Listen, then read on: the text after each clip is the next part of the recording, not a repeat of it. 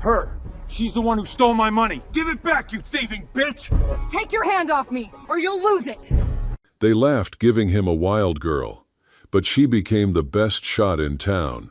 The wind howled like the roar of a starving beast, crawling over the scorched face of the desert, clawing at every grain of sand, as if it meant to strip the flesh off anyone who dared to enter. The air was thick, so thick that every breath felt like swallowing hot ash, making every sound beyond the wind seem distant, warped. The yellow-brown of the sand was no longer a color.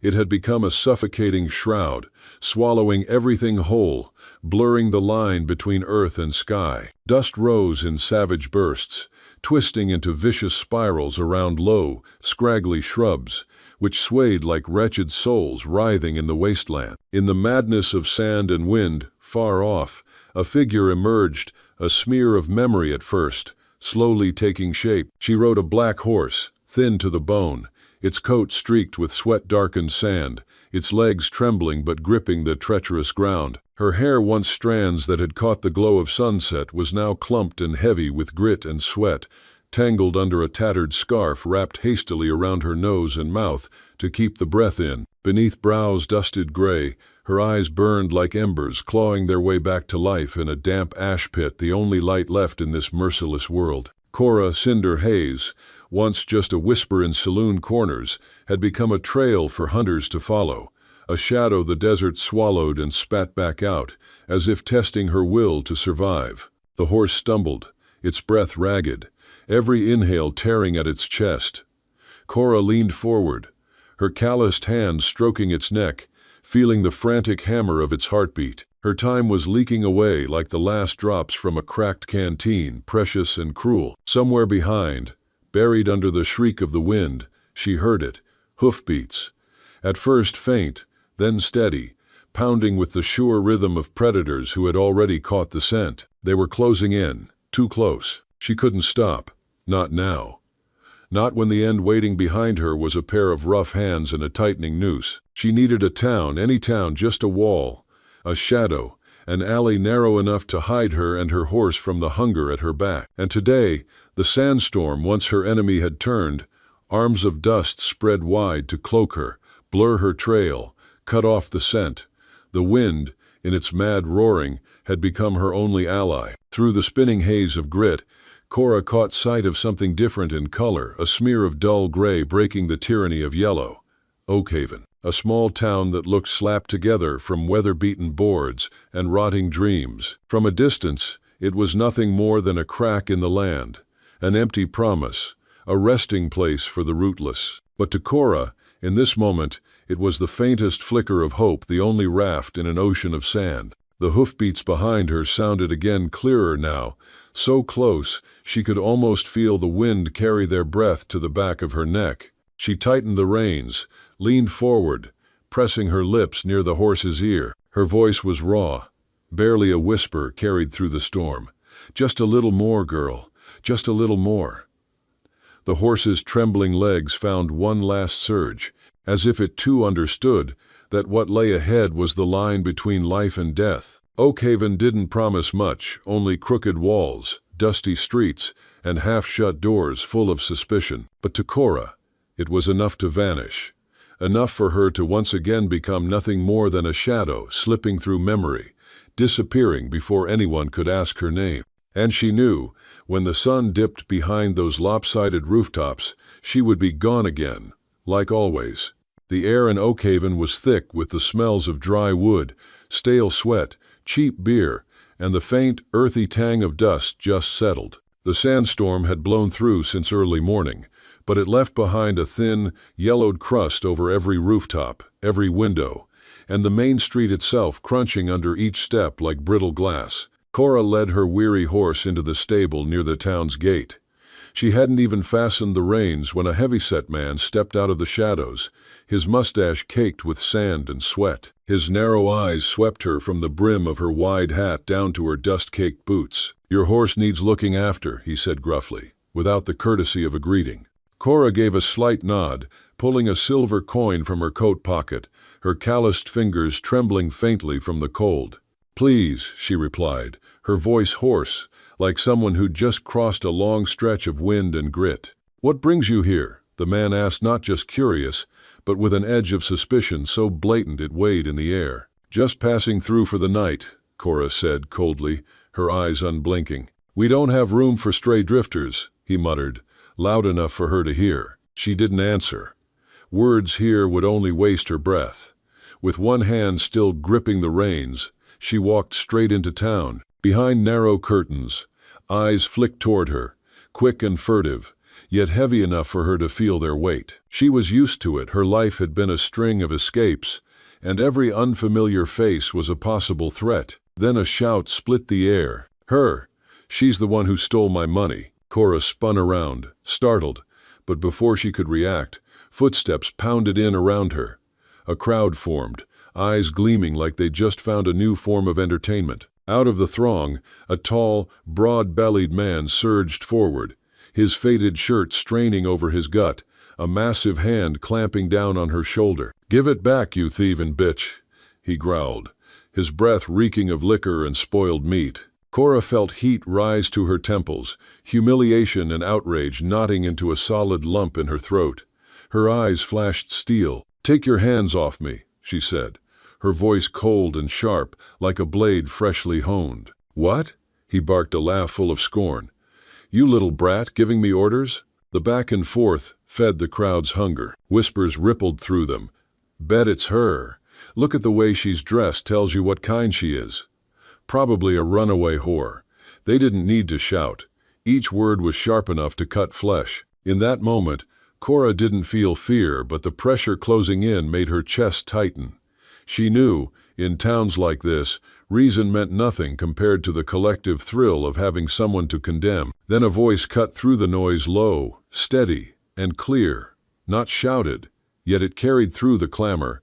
"That's enough." The crowd shifted slightly.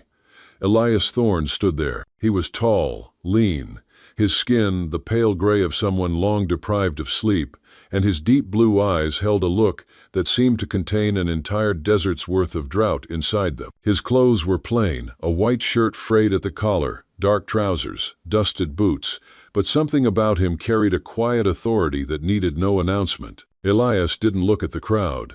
His gaze locked on Cora, not accusing, not exactly protective, but as though he were trying to work out some strange puzzle standing before him. "Let her be," he said, his tone so calm it felt as if no one else existed there but the two of them. "Oakhaven doesn't need violence." Low. The beer-bellied man shoved at Elias's shoulder. "Step aside, Doc. This one's a thief." "Whoever she is," Elias replied, still steady but with each word falling like a stone to the ground, "you can't pass judgment without a shred of proof." He wasn't some hero gunslinger, not a knight riding in to save her.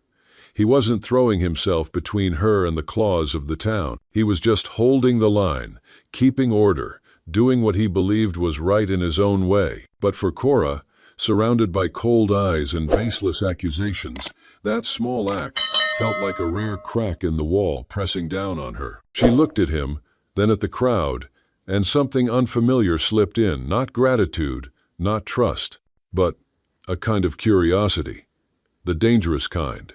Sure, here's the translation of the provided Vietnamese text into American English. The sky looked as if it had caught fire, deep red, like an open wound bleeding across the horizon. The sunset spilled over Oakhaven, bathing the town in a false warmth, the kind that made every crease in a face stand out and every curl of a smirk look sharper, meaner. Evening wind swept through the main street, stirring the thin layer of sand left from the morning storm, carrying the dry taste of dust mixed with sweat and cheap beer. From the warped wooden doors of the saloon, Silas stepped out.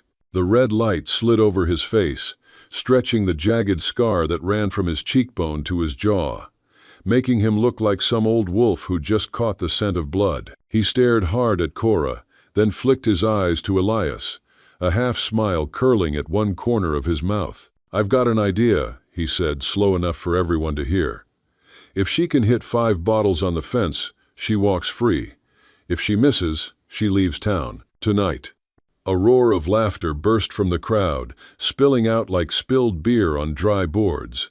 They looked at Cora, small, slight, coat dusty from the road, and no one truly believed she could hit even one bottle. Murmurs slithered through the air.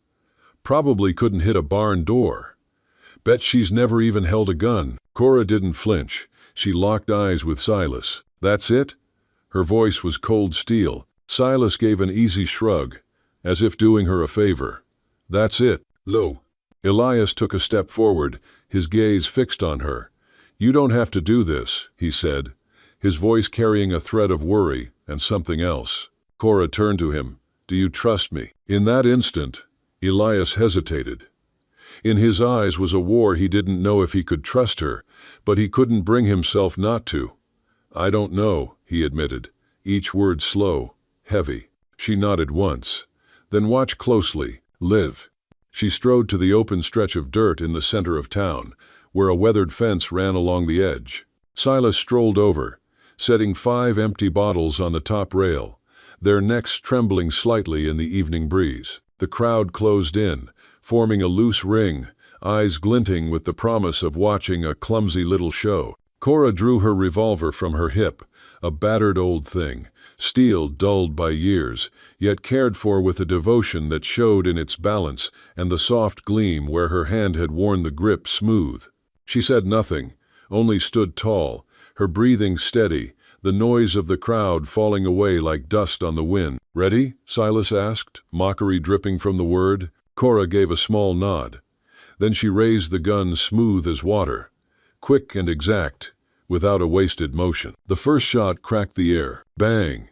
The first bottle shattered, glass sparkling in the blood-red light. Bang! The second bottle exploded, the crowd's laughter faltering. Bang! The third was gone, and silence began to creep in, replacing the jeers. Bang! The fourth fell, hitting the ground with a short, sharp clink. A breathless pause hung in the air, tight as a drawn bowstring. Bang! The last bottle burst apart, shards raining down like silver in the fading light. The sound of breaking glass didn't just echo, it declared itself. Cora lowered the gun, gave her wrist a slow twist, then blew a thin curl of smoke from the barrel. Her eyes swept over the crowd, each glance a silent cut. No one spoke, no one laughed. The faces that had been eager for a spectacle now looked caught off guard, stripped of their smug certainty by 5 short bursts that had wiped it all away. The corner of Cora's mouth lifted not a smile, but the mark of someone who knew she'd just crushed every doubt in the room. Her eyes said what her lips didn't. Told you so. That evening, the air was cool, and the scent of charcoal and grilling filled Oakhaven. People were still talking about Cora. News of the wild girl had spread throughout the town. Cora sat alone in the corner of the bar, sipping a glass of whiskey. She didn't care about the staring eyes. She was used to it. She was a stranger. She had always been a stranger. Elias sat alone at his own table. He was reading a book, but his eyes kept glancing toward Cora.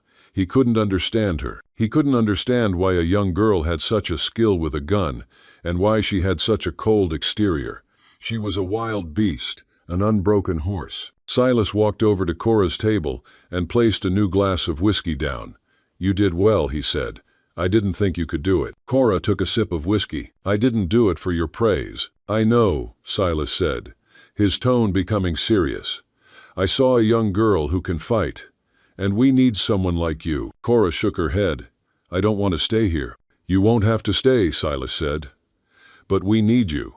Have you heard about the Barlow gang? Cora nodded. I've heard. I've always heard about them. They're getting bolder, Silas said.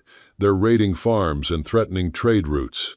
And we have no one to protect ourselves. Cora stood up. That's not my problem, but it will become your problem, Silas said. Once we need someone to fight, we'll need you. Cora didn't say anything. She just looked at Silas, then at Elias. She could feel their need. She could feel their fear, but she couldn't help them.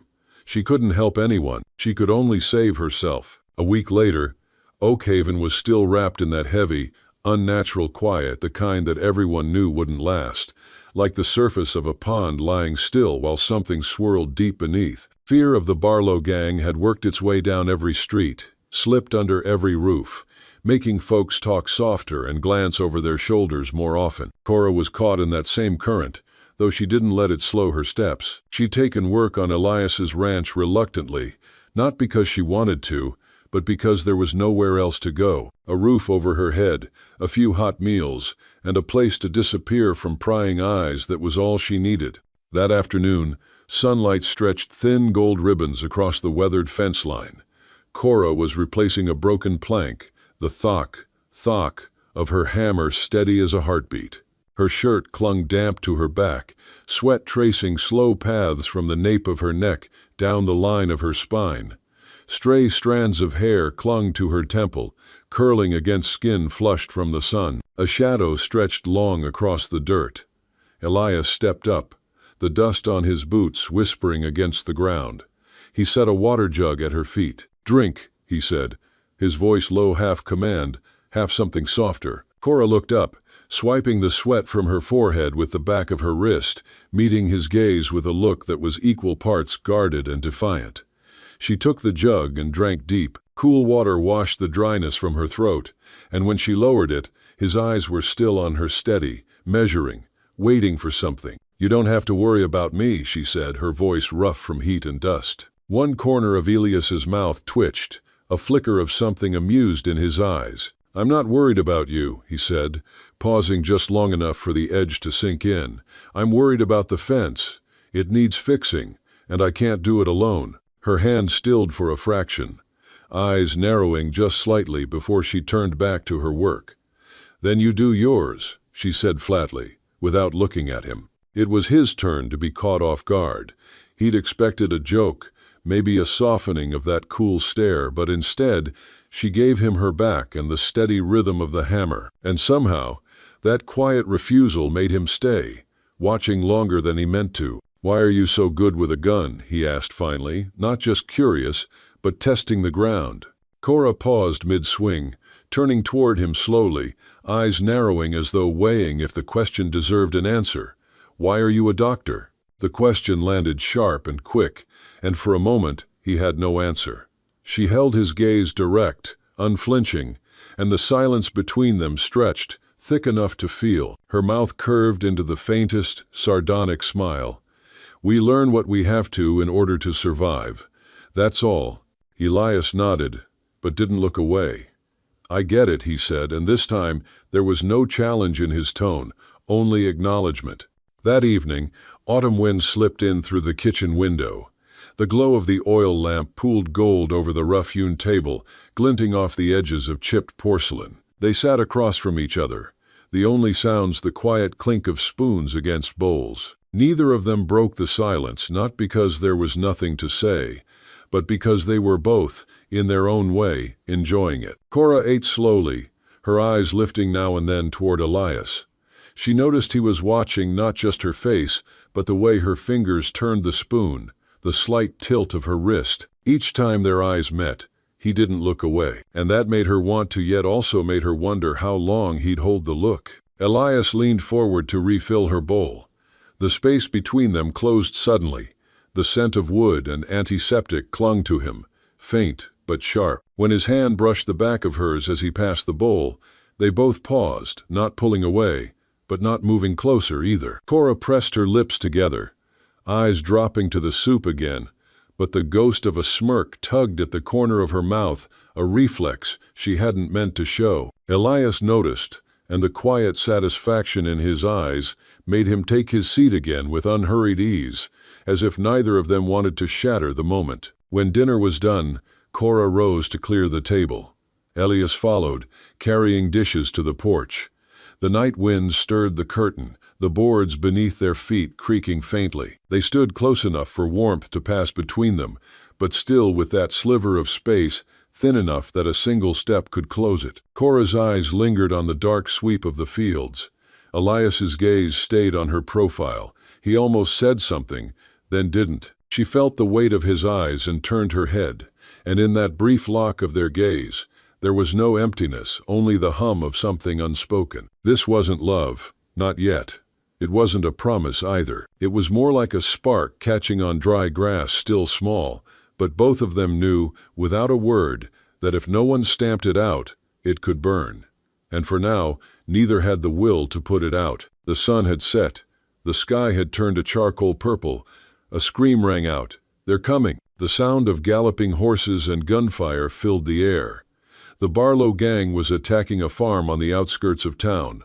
Everyone panicked. Cora and Elias were at home. Elias looked out the window, his face pale. "We have to help them," he said. "Why?" Cora asked. "That's not our problem." "You can't say that," Elias said. "They're our people." Cora looked at him. "You once helped someone, and they died. Do you want that to happen again?" Elias looked at her. She had touched his old wound. He couldn't say anything.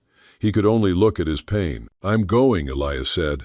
"I'm a doctor." Cora stood up. She picked up her gun. "I'm coming with you," she said. "You can't go alone." They ran to the farm. Cora shot down a few of the bandits. She moved quickly, accurately.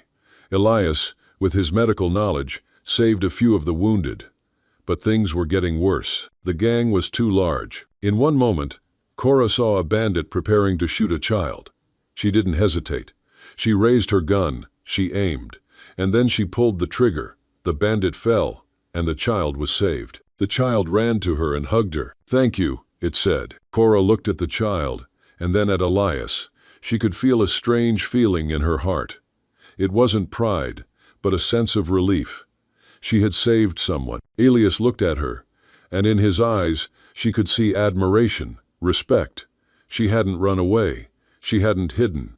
She had fought. After the raid, Oakhaven staggered under the weight of its own fear. The streets still carried the smell of gunpowder and churned dust, and the air hummed with the raw nerves of a town that had nearly been taken apart. Elias and Cora made their way back to the house. He moved stiffly. His shirt darkened where a bullet had grazed his shoulder, a shallow wound, but enough to remind him how close the world had come to ending. Inside, Cora guided him to the chair near the hearth. Without a word, she worked the buttons of his shirt free, the fabric sticking slightly where blood had dried. The cloth fell open, revealing the angry red scrape, and beneath it, the pale ridge of an old scar. She left him only long enough to fetch a bottle of whiskey and a strip of clean cloth.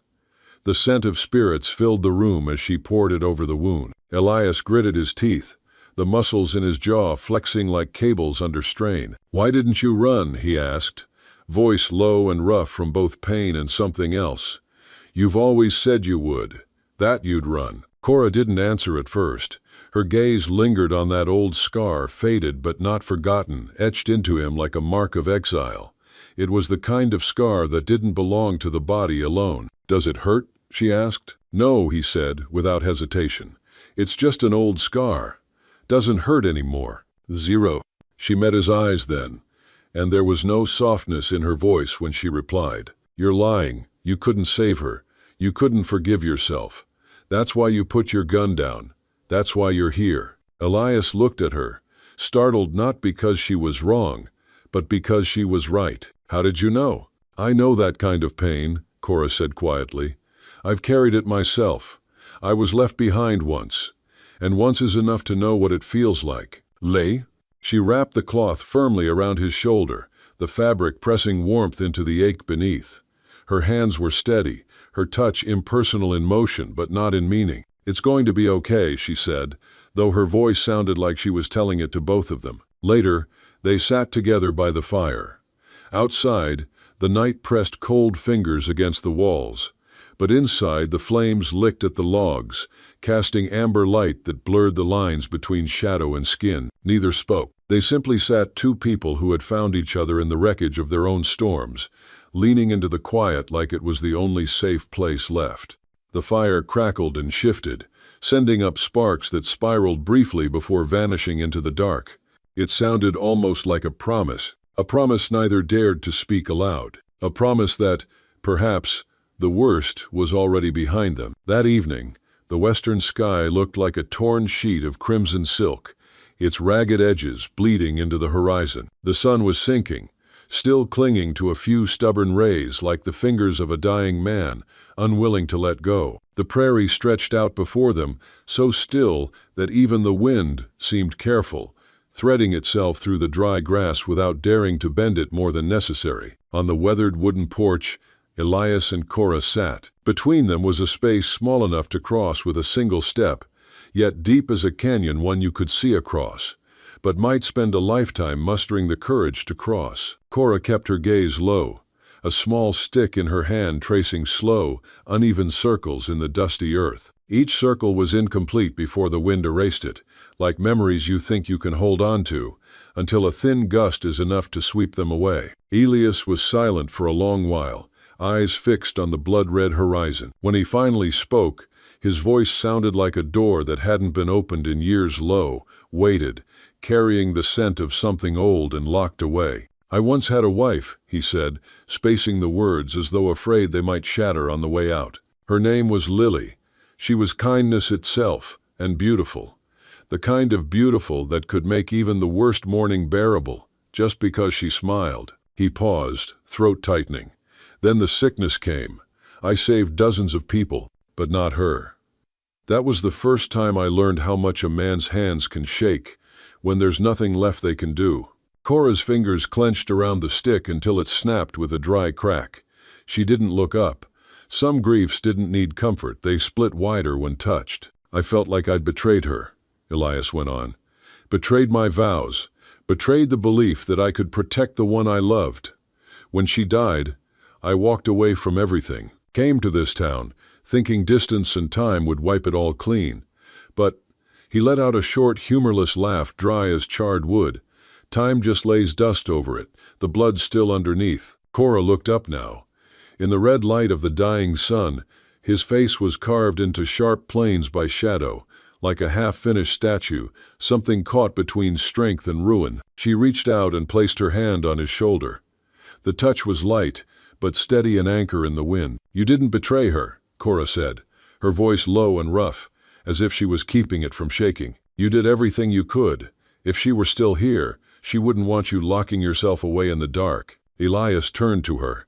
In her eyes he saw a kind of quiet strength, a strength born only in those who had crossed the desert of loss and somehow remained standing. But deep within, he also saw a vast emptiness. "You've lost someone too," he said, softer this time, as if afraid to break whatever fragile thing had surfaced between them. Cora's mouth curved faintly, but it wasn't a smile that reached her eyes. "I never lost anyone, because I never had anyone to lose." His brow furrowed, but he said nothing. "I was an orphan," she continued, gaze drifting out over the darkening fields. "Grew up under moldy walls and the eaves of other people's roofs. Learned to fight for every scrap I ate. And I learned one thing: don't trust anyone. Don't love anyone, because sooner or later they'll leave. Or worse, they'll be taken from you. Either way, it hurts." Her words hit the porch floor like drops of lead. "Not everyone leaves," Elias said. Each word fell with the weight of a stone dropped into a deep well he couldn't tell if it reached her or if it just vanished into the dark. Cora held his gaze for a long moment. In his eyes, she saw a flicker of something like a flame buried in ash, small but stubborn. And just as he noticed she'd seen it, she turned away, letting the wind snuff it out. Far off, the sun slipped completely below the horizon, leaving the sky bruised purple and letting the chill seep through the gaps in the wood. On the porch, they remained two people, two wounds, staring out into the same wide darkness, neither willing to take the step that would bring them to the other side. A few days later, Oakhaven woke beneath a cold, gray morning. The bad news came like a stone dropped into a deep well. Silas, Elias's closest friend, had been taken by the Barlow gang. They demanded a ransom large enough to cripple the town, and their deadline was as short as the last breath of a man with a noose tightening around his neck. "I have to go save him," Elias said, his eyes hard with resolve. "Don't," Cora shook her head. "They're too many. You'll die. I can't abandon him. He's my friend." She held his gaze for a long moment before speaking, her voice quiet but sharp as a thin blade. "Then what am I?" Elias faltered, his lips parting without conviction. "You're Cora." A faint laugh slipped from her, bitter as ash. "I'm nobody, just a stranger passing through, and I'm leaving." He reached for her, his fingers closing around her hand like a man clinging to the last rope before it slides from his grasp. "Don't go. I need you. The town needs you. Cora pulled her hand free, her eyes drifting elsewhere. "You don't need me. You need someone who'll fight for you. Someone who can mend what's broken in you. But I'm not that person." She turned her back and walked away, leaving behind the scent of cold wind and the hollow space where she had stood. Elias watched her go, feeling the air around him shrink as though the world itself were closing in. He had once lost a woman to death, and, with her, the last of his faith in himself. And now he was on the verge of losing another, not to the grave, but to the unbridgeable distance between two souls. And he knew that this time, if he let her disappear, the darkness would swallow what remained of him. Cora didn't go far. She sat on a small hill, looking down at Oakhaven. She could hear the sound of the gang's horses, the sound of gunfire. She could feel the town's fear. She could run away. She could leave. She could forget everything. But she couldn't. She had seen Elias. She had seen him, a man who had been hurt, but still tried to help others. She had seen a man who had lost everything, but still tried to find hope. She couldn't abandon him. Elias, standing on the hill, walked toward her. He looked at her. "You're not leaving?" Cora shook her head. "I can't," she said. "I can't abandon you. I can't abandon them." Elias sat down next to her. "Then we'll fight," he said. Cora nodded. "We'll fight." They sat there, talking about their plan. Cora talked about tactics. Elias talked about medicine. They were no longer two lonely people. They were a team. They were a single flame, a flame that had been lit from two smaller flames. That night, they were ready. Elias had treated his wound. Cora had loaded her gun. They had talked to each other about everything. "I couldn't save Lily," Elias said, "but I didn't give up. I couldn't trust anyone," Cora said, "but I trust you." They looked at each other, and in their eyes, they could see trust, connection. They were no longer two lonely people. They were one. And then, the sound of horses came. The Barlow gang had arrived. The battle began. Cora shot down a bandit. Elias, with his medical knowledge, saved a wounded man. They fought side by side, not because they had to, but because they had chosen to. During the battle, Cora saw Cole Barlow, the gang's leader. She didn't hesitate. She ran toward him. Elias saw her. "Cora," he yelled, "don't do it." But she didn't listen. She ran. She ran to face him. Cole Barlow looked at her. "The wild girl," he laughed. "You think you can defeat me? I'll show you," Cora said. And then they shot at each other. Gunfire filled the air. Cora shot him in the shoulder. He shot her in the arm. She fell, but she still got up. She didn't give up. She didn't run away. The sound of gunfire echoed, mixing with the screams of the town. Cora was wounded. She fell, blood flowing from her arm. Cole Barlow, with a sinister smile on his face, approached her. He aimed his gun at her head. "This is over, girl," he said. Elias saw it. He was saving a wounded man, but he left everything behind. He ran toward Cora like a wounded beast. He was no longer a doctor. He was a man trying to save the woman he loved. "No," Elias yelled. Cole Barlow turned. He aimed his gun at Elias. A shot rang out. Elias fell. Cora saw it. She felt a sense of pain, a feeling she had never felt before. Not fear, but anger. She wouldn't give up. She couldn't let him die. She stood up, blood flowing from her arm. She grabbed her gun, and she shot. She didn't aim. She just shot. The bullet flew straight into his head. Cole Barlow fell and died. Cora ran toward Elias. He was lying on the ground, blood flowing from his chest. She placed her hand on his chest. She felt his weak heartbeat. She felt fear, pain, worry. "No," she said, "you can't." She looked into his eyes, and she could see acceptance. He wasn't afraid. He just accepted it. I'm sorry," Elias said. "I couldn't save him. I couldn't save her." Cora didn't say anything. She just held him tight. She didn't cry. She couldn't cry.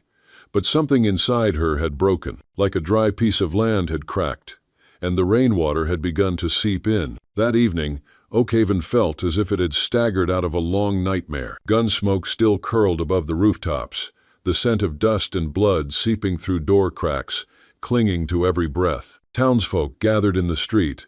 their eyes shifting from the lifeless body of Cole Barlow to the sight of Cora kneeling beside Elias, her blood-stained hands pressing against his wound as if holding on to the one thing she could not bear to lose. For the first time, those gazes no longer cut like knives of suspicion. They lowered, quiet, like wind exhausted after a storm worn out, but accepting, conceding the strength of the woman before them. Elias lived. The bullet had only grazed his heart, leaving the searing memory of death brushing close but failing to claim him. They carried him inside.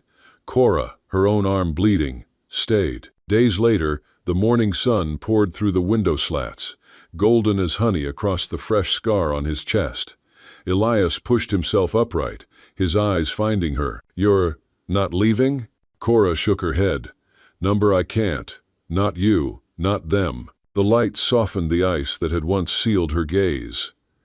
The edge of her anger was gone, replaced by a fragile, undeniable warmth. "You're not a wild horse anymore," Elias said, his voice low like a distant drumbeat. "You're Cora." Cora smiled faintly. "Maybe, but I'm still an untethered horse, and no one will ever break me." Elias stepped down, closing the distance until only a breath separated them. His voice was steady, but beneath it surged a wave too strong to hold back. "I don't want to break you," he said, eyes locking onto hers as if driving straight into her heart. "I want to walk beside you. I want to be chosen by you. I want to wake every morning knowing you're here not because you have to be, but because you want to be. I want to be the one you turn to when everything falls apart. I want all of it, and I won't accept less." "No." Cora drew in a deep breath, her pulse pounding like the gallop of a horse tearing across open plains. In his eyes there was no plea, only the fierce resolve of a man who had decided and would not turn back. She opened her mouth to speak, but Elias caught her hand, his grip firm enough that she could feel his warmth flooding into her skin. "Cora," he said, his voice roughened, "I love you. Not some vague, fleeting thing. I love you with a love that has survived blood, smoke, and the worst this world could throw at us. You can refuse me, but you'll never erase this from me." In that moment, Cora felt as if she stood on the edge between desert and oasis. Her breath caught. Every wall she'd built around herself trembled, and then she nodded, just enough for his eyes to ignite.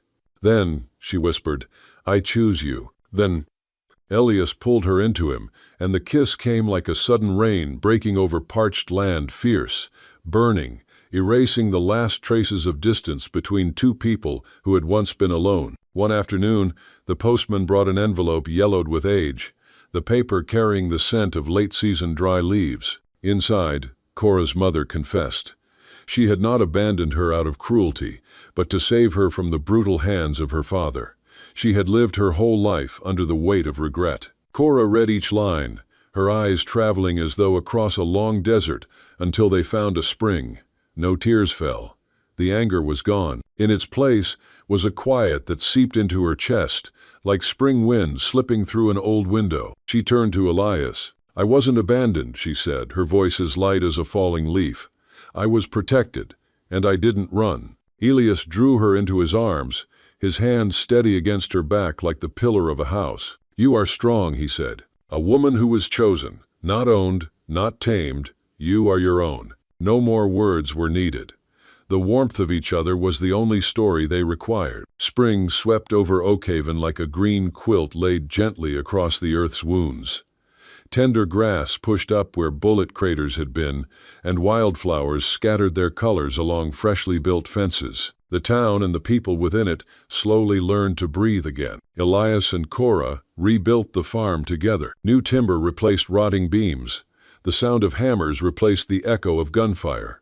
Cora was no longer an outsider. She was a helping hand, a laugh among the market stalls, a thread woven into the fabric of the town. Elias reopened his clinic.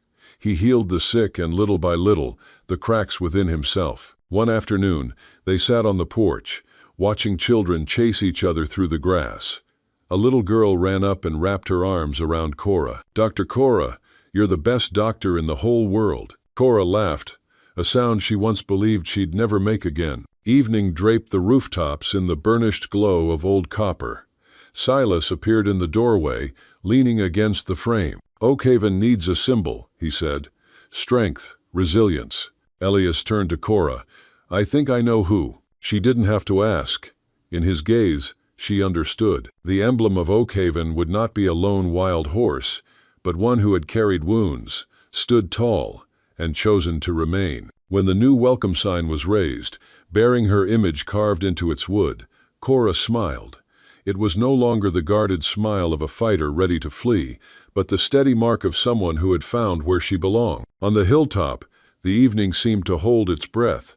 The sun bled into the horizon, setting the valley below aflame with red light. Wind whipped across the grass, carrying the scent of earth and wildflowers, tangling Cora's hair like an untamed flame refusing to die. They stood close, yet between them stretched the unspoken weight of 1,000 unsaid things. Elias looked at her for a long, unhurried moment, as though engraving every line of her face into a place no one could take from him. His gaze held the warmth of a hearth in a winter storm, but also the unyielding resolve of a man who had found something he could never afford to lose. "Cora." He spoke her name like a prayer, but his voice was steady and sure. "I love you." Her breath caught. Her heart pounded as if she had just crossed an entire desert. For so long she had built her walls from steel and sand, but his words pierced through all of it. The wind stung her eyes, making them glisten. She stepped closer, until she could hear the beat of his heart. "I love you too," she said, her voice cutting through the last knot that had bound her for years. Neither of them stayed still. Elias pulled her to him, hard enough that she felt the press of his scar against her. The kiss came like a sudden downpour over parched earth, not gentle, but a surrender, a release, an admission. Their hearts beat in the same rhythm, merging with the sound of the wind sweeping over the hillside. And in that moment, two people who had once been utterly alone became a single flame, burning bright enough to defy the darkness rising from the horizon.